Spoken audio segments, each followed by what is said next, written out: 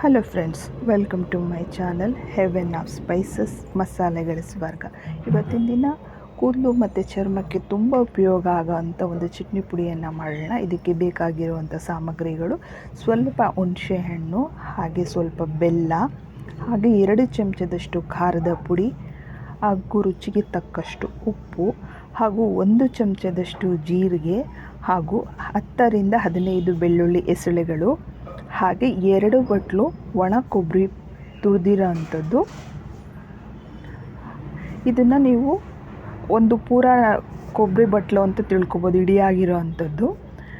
ಹಾಗೆ 2 ಬಟ್ಲಷ್ಟು ಕರಿಬೇವು. ಇದನ್ನು ನಾನು ಸ್ವಲ್ಪ ಎಣ್ಣೆ ಹಾಕಿ ರೋಸ್ಟ್ ಮಾಡ್ಕೊಂಡಿದ್ದೀನಿ. ಡೀಪ್ ಫ್ರೈ ಎಲ್ಲ ಜಸ್ಟ್ ಹುರ್ಕೊಂಡಿರೋದು, ಹಸಿ ಅಂಶ ಹೋಗೋ ಥರ. ಹಾಗೆ ಎಲ್ಲ ಸಾಮಗ್ರಿಗಳನ್ನ ಒಂದೊಂದಾಗಿ ಸೇರಿಸ್ಕೊಳ್ಳೋಣ ಈಗ ಮಿಕ್ಸರಿಗೆ. ಇದಕ್ಕೆ ನೀವು ನೀರು ಹಾಕ್ದೇ ಇದನ್ನು ರುಬ್ಕೊಳ್ಬೇಕು. ನೀವು ಇದನ್ನು 1 ತಿಂಗಳ ಕಾಲ ಇಟ್ಕೊಂಡು ಉಪಯೋಗಿಸ್ಕೋಬೋದು. ಇದನ್ನು ನೀವು ಬ್ರೇಕ್ಫಾಸ್ಟ್ ಜೊತೆ ಉಪಯೋಗಿಸ್ಬೋದು, ಮಧ್ಯಾಹ್ನದ ಊಟಕ್ಕೆ, ಹಾಗೆ ರಾತ್ರಿ ಊಟಕ್ಕೆ ಕೂಡ ಉಪಯೋಗಿಸ್ಬೋದು.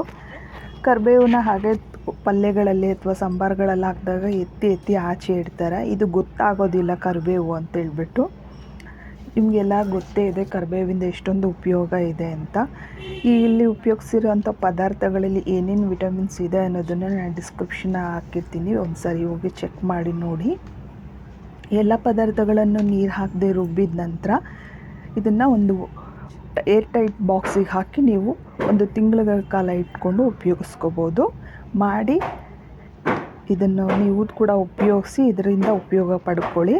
ಹಾಗೆ ಈ ರೆಸಿಪಿ ನಿಮ್ಗೆ ಹೇಗೆ ಅನ್ನಿಸ್ತು ಅನ್ನೋದು ಕಮೆಂಟ್ ಬಾಕ್ಸಲ್ಲಿ ಹಾಕೋದನ್ನು ಮರಿಬೇಡಿ. Thank you so much.